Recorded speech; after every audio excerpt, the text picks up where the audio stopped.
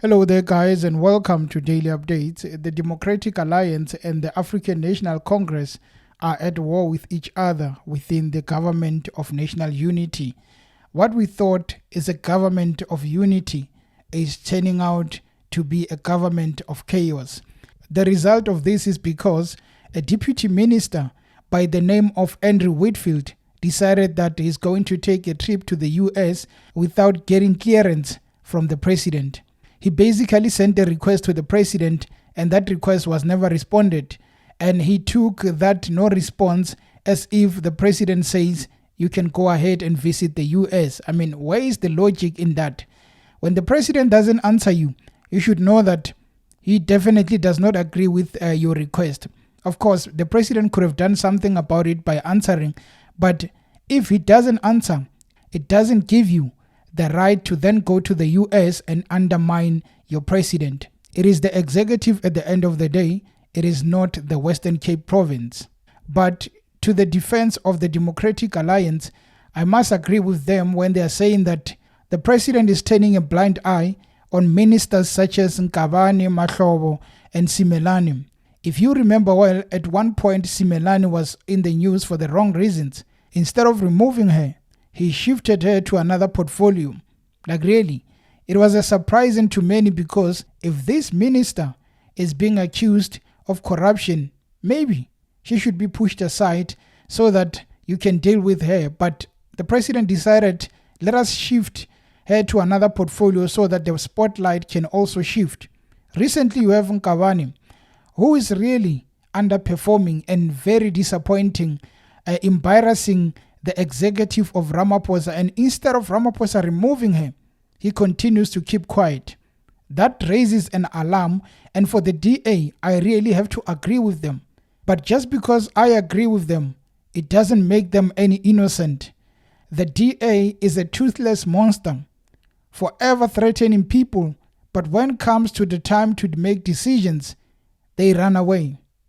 The latest was really embarrassing because they held a media briefing after threatening the president with a 48-hour ultimatum to say that if you don't make anything about this issue of Andrew Whitfield, we are going to make you regret yourself.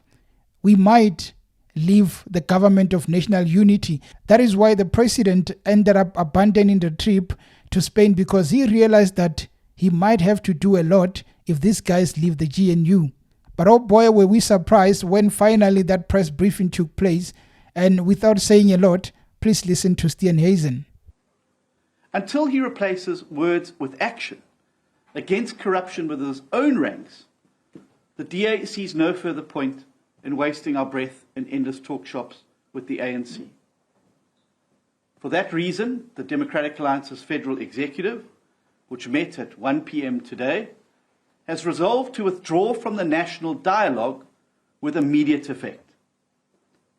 In the absence of a president who's prepared to take action against VBS looters and state capture accused sitting around the cabinet table, it is clear that the dialogue will be reduced to nothing more than a waste of time and money to distract from ANC failures. You build up the momentum and you make us wait thinking that, hey, they are going to pull a trigger. The day finally comes, and instead of telling us that you are leaving the GNU or maybe perhaps come up with something that is going to shake the ANC, you talk about the national dialogue. 700 million. Do you think the ANC cares if someone is removing themselves from the plate? It is more money for them. So if the DA is really serious about hurting the ANC and making them beg, it cannot be that you are going to threaten the ANC about removing the president. You are going to threaten them about the national dialogue. That is not a national dialogue. That is a dialogue of eating the money.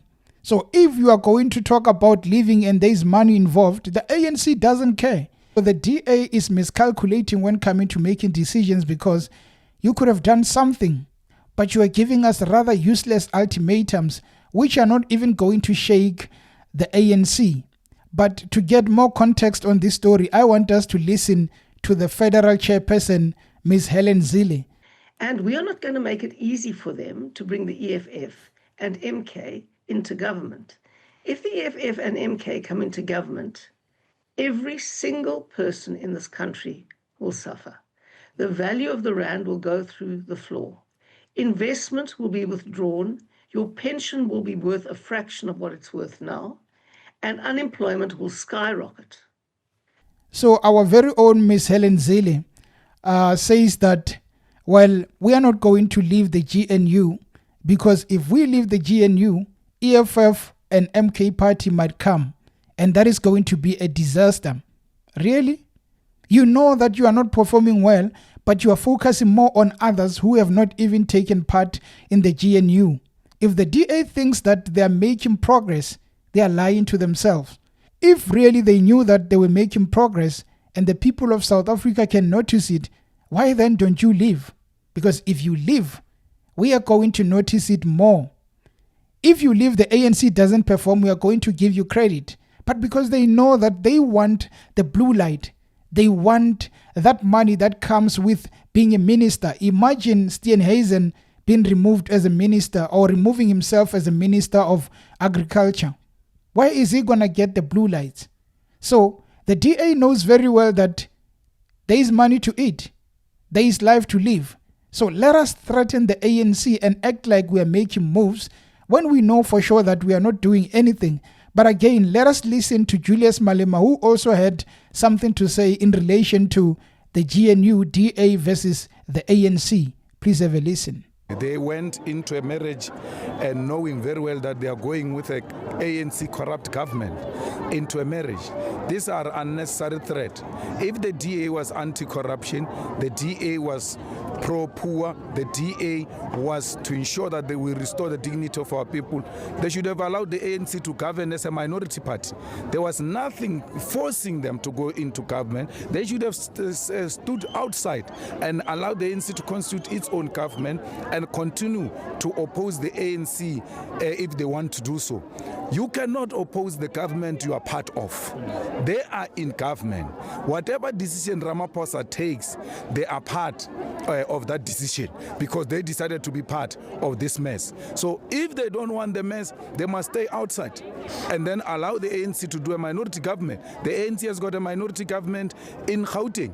They refuse to work with the DA. So the DA can freely express itself without any hesitation because they are not part of government. How do you become part of government and travel overseas without the permission of a president? That is not government. That is anarchy. It is clear that Julius Malema can see that the GNU is not performing and there are problems. And I think he's probably looking at a loophole of being part of the GNU because if the DA decides to leave, there is a chance for the EFF. They are no longer linked with the MK, so they can do whatever they want by becoming a member of the government of national unity. And which really brings us to what Julius once said about the fact that they are not going to last. And I think it is becoming true because the fight between ANC and DA is continuing to the fact that they are even threatening Ramaphosa of saying, we might bring a motion of no confidence against you because you are not doing as we want. But one of the people from the ANC side, who's Fikile Mbalula, the Secretary General, had something to say to Helen Zille and the DA when they really decided that an ultimatum will scare the ANC. Please have a listen. It is important that the president, if he took a decision not to go, because we're waiting for this, what the DA wants to, so it cannot happen. If they took a decision to walk, it would have meant that the events from today and tomorrow will be different. So the president can't be in some international conference when a political party is not threatening, is walking away from GNU. He would have had to stay, and then we finish that business. So they had their ultimatum and they ate it yesterday, and they baked cakes, they promised people things, and then thereafter, what did they tell us? They tell us about the dialogue and nothing else. And then the president had to wait because we are serious about this. We viewed their threat in serious light, which meant that the events politically in this country will be totally different, and will have had to take steps as the ANC to respond to whatever threat that they were making. That they will propose a motion of no confidence against the president. What is your take on that? If they propose a motion of no confidence, it means they then are out of the GNU. We will wait for when they want to do that, and then if they do that, then they are out of the GNU, and the ANC will deal with those matters. Tomorrow, we will reflect on these developments as the National Working Committee and decide what needs to be done. But it's vividly clear that we are behind the president, and at the same time, we are not moved by any threat, including ultimatums. Government is not run by ultimatums. If you respect each other, they must learn to speak properly through us, not through ultimatums. You can't give an ultimatum to a person whom you serve in his executive. They have a choice. If they think that this government of national unity doesn't serve them well, they have a choice to leave. So they have a choice to stay. And we also have a choice to work with everyone for the interest of the people of South Africa. It is not good for the economy that the DA want to hold government at the ransom. At all time when there is a difference, they threaten with walking away. It's a blackmail. You can't run a relationship on the basis of blackmail. And you need to respect your partner. Here we are not being respected. Every time there is a point of difference, they threatened to go. There will be differences in this government of national unity because we did not come here as like-minded political parties. Those things that unite us outweigh those that divide us. So it cannot be that once we differ on a single issue, including the removal of a deputy minister of an opposition in the GNU, then that party threatens with walkaway and threatens with a motion of no confidence. Government is not run in that way. Okay. You know, I'm really not going to lie because I've realized that the GNU is something that the DA has been waiting for. And the ANC is shook because they are not used to consulting. But with that said, there are grounds to working together. Sitting on a table, ANC, DA, and the rest of the parties in the GNU, really, the DA could really make it easy, say that we apologize for the decisions undertaken by Andrew Whitfield. It was disrespectful to the president, and we are going to come up with another candidate. Because remember, Ramaphosa said, I'm removing him, but the DA must go back and decide who can I replace this person with. They should come up with another candidate, but really apologize to the president, to the GNU members to say, this is not how we work. Instead of threatening, the minute you bring threats, you are never going to be trusted. And on the other hand, the ANC really needs to clean themselves. I know that they don't have capable leaders who can replace the current which are underperforming. So if you have underperforming current and below them are people that cannot even replace the current, it means the bar is really low. They should go back and look at the youth. They should go back into grooming young people, but corruption has ruined the image of the ANC, so it becomes really difficult. I mean, even the president, if he wants to fire people like Nkabane, who is he going to replace Nkabane with? Who is he going to replace Simelane with? Nobody in the ANC comes as clean.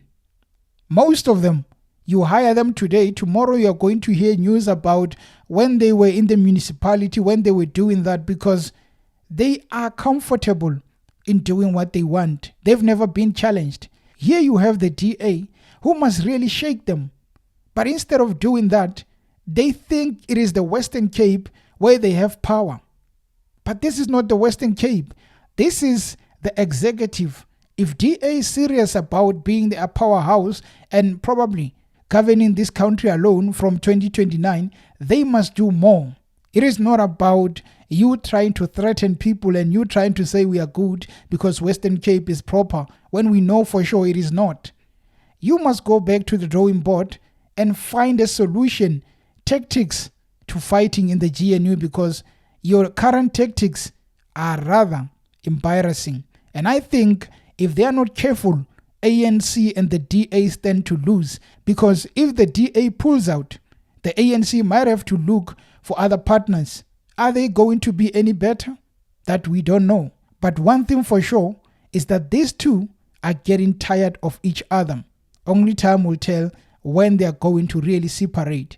Anyway, guys, thank you for tuning into the channel. And how can you support the channel? You can do that by subscribing and also joining our membership, which is just $5.99 per month. And you can find the option of membership next to subscribe. You just go next to subscribe and click join and then complete. Until next time, cheers.